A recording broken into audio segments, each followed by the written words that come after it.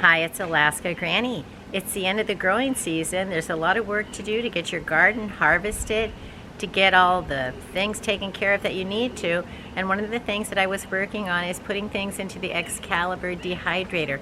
I thought I would show you how I dehydrate a few of the foods that I have from my garden. The Excalibur is great. It's so easy to use to preserve and dehydrate the foods that you want to have in your prepper pantry.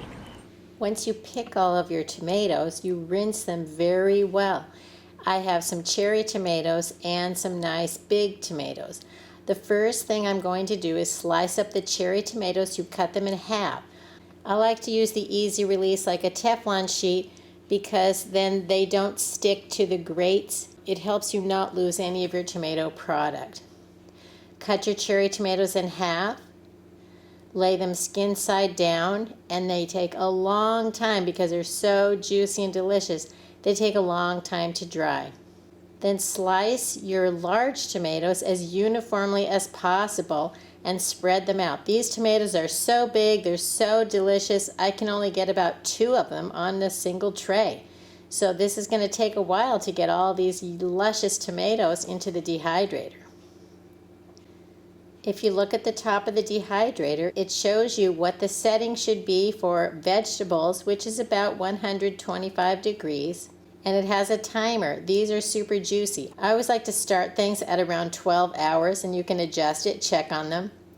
And because these were so juicy, I actually ended up resetting it again and doing them for nearly 24 hours. And look at this. You want to check them and you want to make sure that they're completely dried. If the cherry tomatoes are still juicy, you want to do them for longer. Pull up the edge of the grated tray and you can peel off your sliced tomatoes, and if they're not quite ready, do them a little longer. Then you can place them into clean canning jars, and I leave the jars open for a few days to sort of condition them to make sure that everything is dried. I shake them around, I keep checking them until I'm sure that they're completely dry. And after a few days, then I will seal up the jar with a Food Saver vacuum sealer. You put a clean canning lid on top of the jar. You use the lid attachment. It has a hose. You put the hose one end into the Food Saver vacuum. The other end goes into the top of the jar. You twist down the Food Saver so that it's in the on position, and then you press the button and it will suck out all of the oxygen.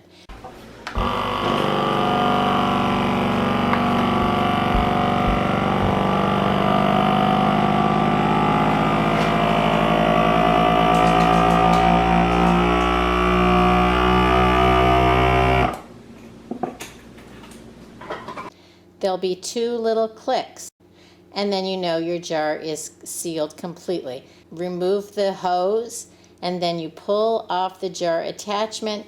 Check your lid, it's all sealed up. Your dehydrated tomatoes are ready to set away in a cool, dark, dry place in your pantry, and you can use them as needed.